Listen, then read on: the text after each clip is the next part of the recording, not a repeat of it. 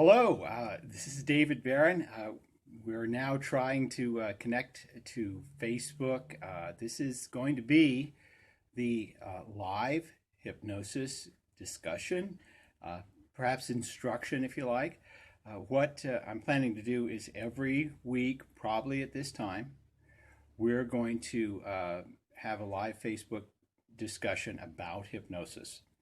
And this is the first. I want you to be absolutely eager to post questions. Email them to me on Facebook or live while we're here. I'll try to address them. For those of you who don't know me, my name is David Barron. I am also known as Dantalion Jones. That's the name that I have written several books under. And if you're wondering why I wear this hat, it's because it's my favorite hat. And it's sort of one of the signature things that I wear. But Dantalion Jones, if you do a little search on him in Amazon, you'll find he's written some very interesting and even controversial types of books. What I'd like to start off with today is those of you who don't know me, well, what you don't know is that I've been a hypnotist for about 18 years now, almost 20 really. And typically what that means is I have worked with about 10,000 hypnosis clients over the past 18 years. In some circles, people would call me a master hypnotist. Maybe that's true. I try and have a little bit of humility and not call myself a master of really anything, because I'm always trying to learn. Basically, my interest in hypnosis started when I was very young. I grew up in southern Idaho. My parents would go every year to the Western Idaho County Fair in Filer, Idaho. And of course, at the county fairs, they always have the stage hypnotist there performing. I would make every effort to see as many of those shows as possible, and I was totally fascinated. It got me interested enough in learning hypnosis and taking on eventually as something I wanted to do for the rest of my life. Now, granted, I have not always done hypnosis, but I have always been fascinated by it. If any of you there are watching and you have a question you want to post, please, I would love to answer it. Looks like I already have a question. The question is, what are the outward and overt signs that someone is deeply in hypnosis? I will make an attempt to answer that as we go on here.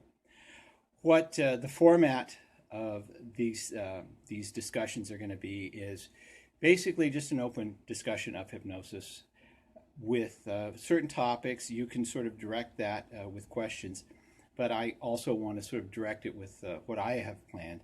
What I wanted to discuss for about 20, maybe 25 minutes is the whole idea of learning hypnosis and what it's like to learn hypnosis. I'm incredibly grateful to have discovered over 18 years that there is no end to learning about hypnosis. I have at times been very jaded, felt like I was completely full and have, learned everything I needed to know about hypnosis to be really, really effective.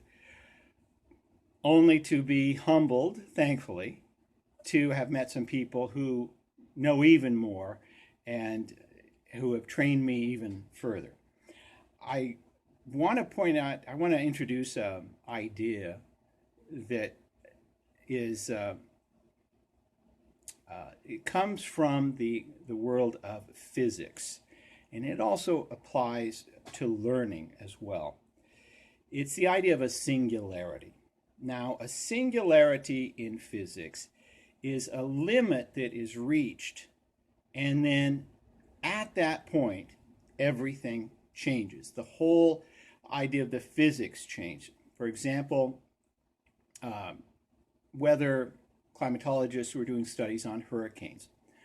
Hurricanes are typically energized by warmth from the ocean. So they theorized what would happen if the oceans just kept getting warmer and warmer, I mean, beyond what is normal. like from a volcanic eruption or specifically from a giant meteor that hit the Gulf of Mexico.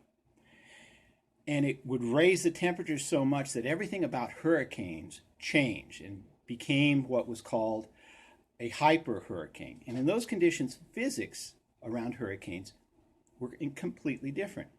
A singularity is also, you might be familiar if you studied physics and black holes. A singularity is that point as you approach a black hole in space where all laws of physics change. We don't know where they go to. Well, what I have found is there is an awesome sort of set of singularities when learning hypnosis. One of the, for the longest time, for maybe 10 or 15 years, more like 10 years, I had studied hypnosis, learning specifically the Ericksonian style, the very permissive sort of style of hypnosis. And I found out that I could be very effective with it and I could get results. But I also felt a little hesitation about being very direct and authoritarian. And what had happened is I eventually was introduced to someone whom I consider my mentor. And that is Jeffrey Stevens. He died in December of 2014. And what Jeffrey was able to do, and thankfully was able to teach me, is that everything that I assumed that was powerful about hypnosis, and even frightful for some people, is absolutely true. That there is a point in hypnosis which you can talk directly to the subconscious mind. Now, I'd always heard this when someone would talk about hypnosis. We're giving suggestions to the subconscious mind. But Jeffrey treated the subconscious mind as though it were another person. And he actually would address it specifically. I'm talking to you, the subconscious mind. He'd say, subconscious mind, you're now, up to now, doing this with Bob. Now, you had reasons for doing it. Those reasons are now gone. You've completed your job. You did a good job. Now things are different. So he would directly talk to the subconscious mind and develop an incredible change in people that, much like I would eventually personally experience, a change that was so dramatic it would happen in one session, and often would be accompanied by amnesia. Like there would be a point where I would be talking to the subconscious mind. I would ask them, what do they remember? And they said, well, I knew you were talking to me, but I can't for the life of me recall it. And it doesn't matter because I feel great. So that period of time would just sort of be gone. And what I had realized when I sort of approached that singularity is that everything that was amazing, that was incredible, that was fascinating about hypnosis was true, and I was just reaching the very tip of the iceberg. So now I got even more curious. A lot of people will tell you that you cannot do things in hypnosis against your will. And well, I have to argue with them that, of course you can. There is a level of hypnosis in which the hypnotist is in control. Now, people come to a hypnotist simply because they don't have the will to make the change that they want. They try and they try and they try, but they're actually wanting to go to a hypnotist so that they can get something done that their will cannot do. So when someone says, you can't make me do something in hypnosis against my will, I typically respond by saying, well, that's entirely possible. There are people I cannot hypnotize. It's possible because they don't know how to follow instructions, or they're unable to, or maybe they just don't want to. But, maybe you're not one of those people. Let's see what happens. And there I sort of challenge them. Now, also, one of the things that I have learned, again, this is another level of singularity, is if you are familiar with any of the mythologies of hypnosis, about how it is used to create hypnotic couriers, about how it's used to create hypnotic assassins and to create alter egos. I've heard that. I have suspected it is true, but I have never tested it out. I've never talked to someone.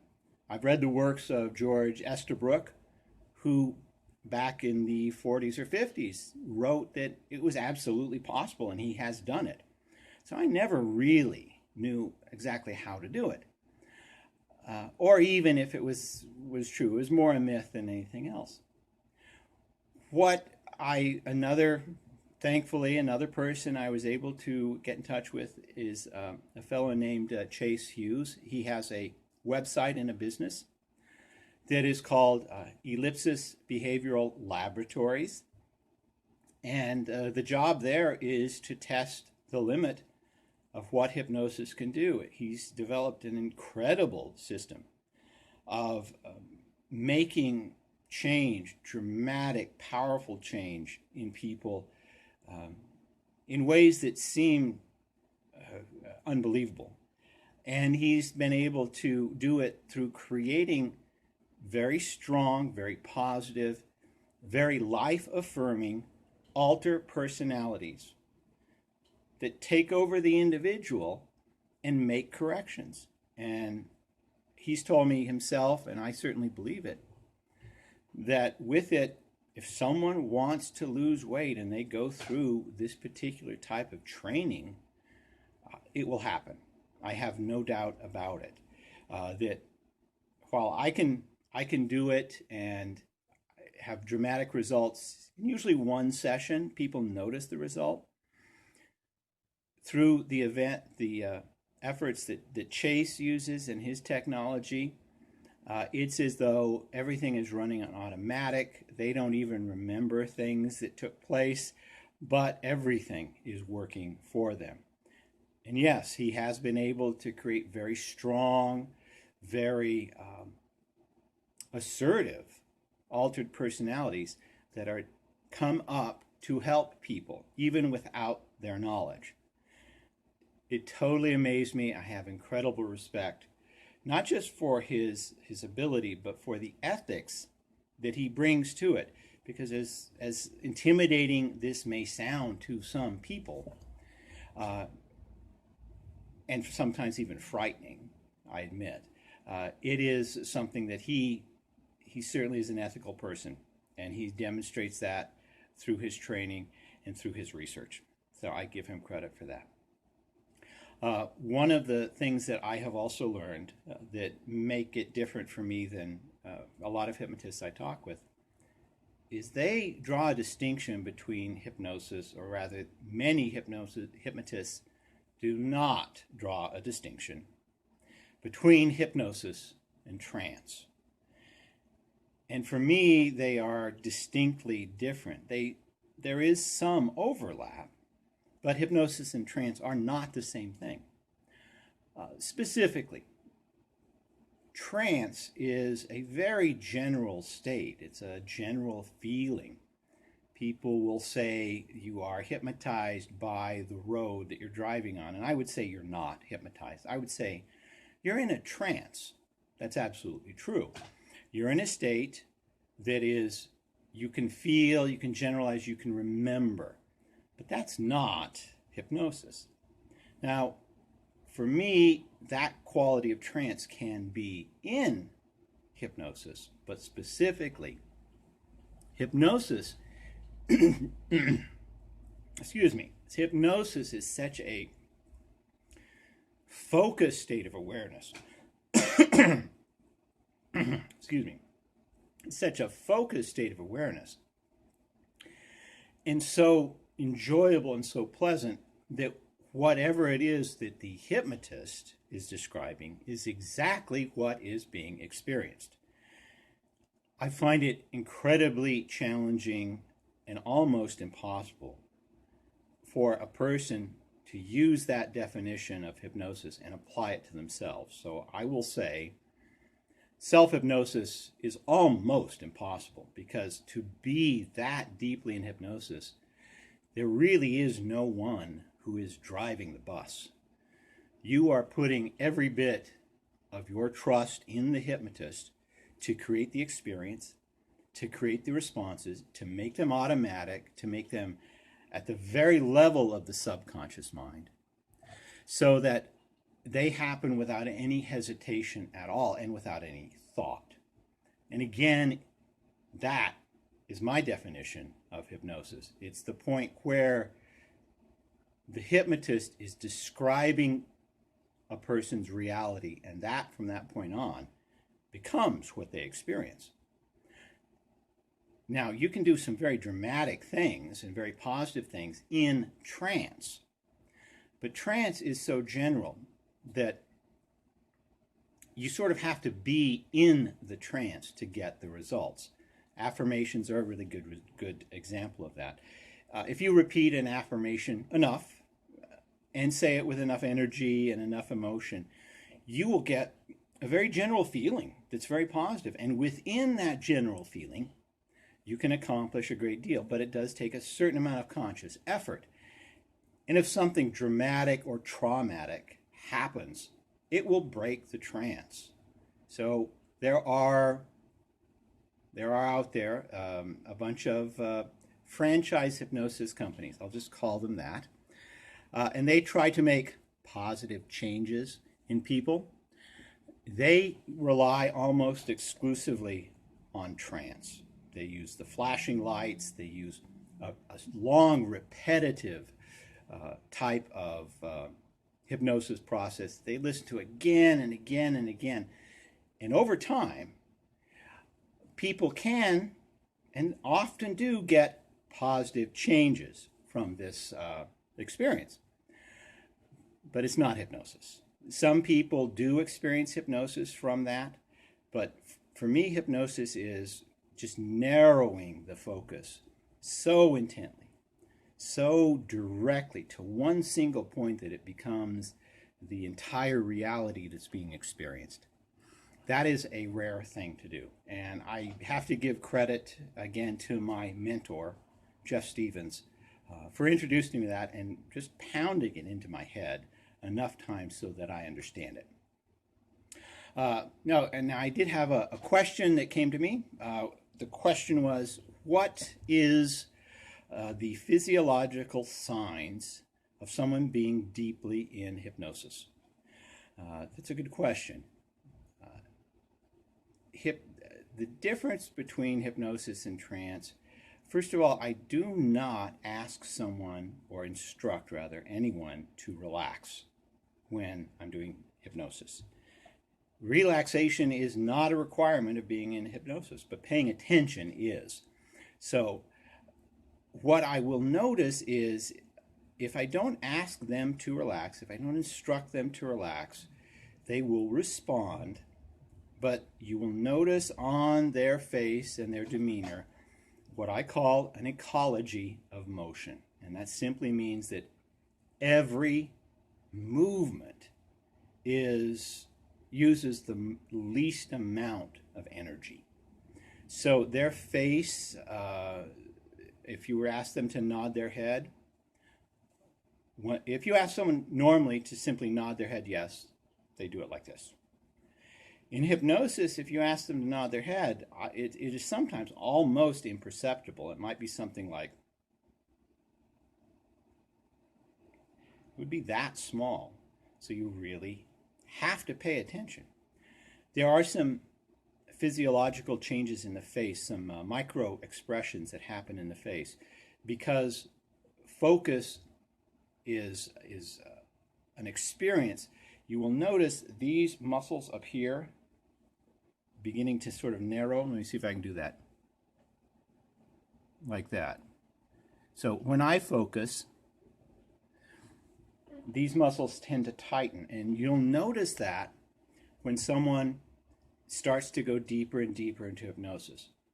one of the very easiest ways to get someone deep in hypnosis is to link pleasure or just feeling better with focus. In fact, I tell them that the whole term deeper, the definition of the term deeper, is to focus more enjoyably. That's it. The more you focus, the better you feel. The better you feel, the more you focus. And what you will notice with these people who really get that is their intent, their eyebrows begin to sort of come together as if they're focusing. It's not anger. It's an intense sense of concentration in their face. And again, it's a very subtle expression. So that's one way of noticing it. Now, going over again, ecology of motion, intense sense of focus through micro expressions. And also, they take instructions literally. If someone is conscious and waking and I say, could you hand me the Kleenex over there? They reach over and they hand the Kleenex. In hypnosis, if you say, can you hand me the Kleenex? They say, yes. They take it incredibly literally. So you have to pay a great deal of attention to what you're saying and make sure you say the right thing. So those are the things that I notice most of all. Motion is almost completely still, and also they take instructions literally, and also that micro expression of focus. So that was one question that came up. This is the point where I just want to say that we're going to do this again, but I want to welcome any questions, any comments that you might have at this particular point. So far, that's been one question, and I've gotten a couple of thumbs up. Thank you very much. What we're going to be doing is every week about this time, I'll be giving a discussion on hypnosis, reviewing a few points. One of the things that I do like to teach when I'm teaching hypnosis is there are very specific 10 steps to hypnosis that I learned from Jeffrey Stevens. The wonderful thing, the incredible thing about this process is I never have to rely on a script. And I'm amazed and amused and somewhat aghast by the hypnotists who have to have a script to read from. I mean, granted, with experience, you can start to wing it over time. But with this particular model, there are no scripts needed. You simply reach that point where you talk to the subconscious mind and you get amazing changes. When I say amazing changes, I also do something a lot of hypnotists don't do, and that is I test it. If someone wants to stop smoking, I make sure they have a craving before they start. I make sure they're jonesing for a cigarette. And at the end, I will challenge them to bring up that craving. When done right, and it happens very consistently, they don't have a craving, they can't even imagine wanting a cigarette. It's that strong.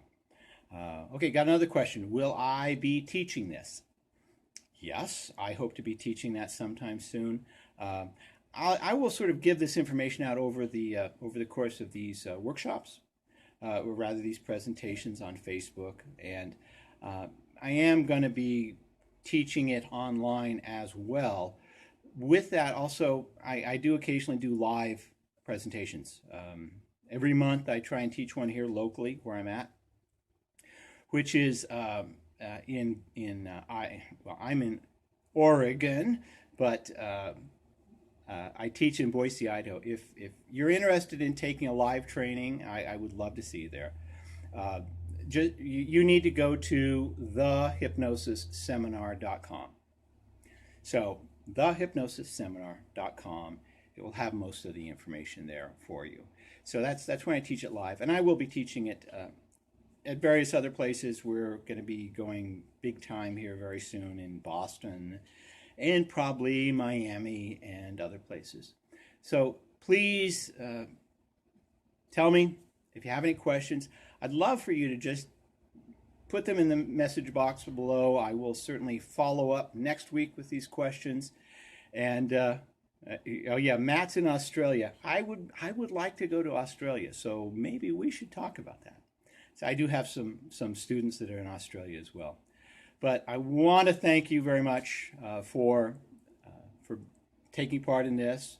Again, send me the questions. I will follow up next week with some more information about hypnosis, and we will talk soon. Thank you very much. Take care. I'll talk to you next week this time.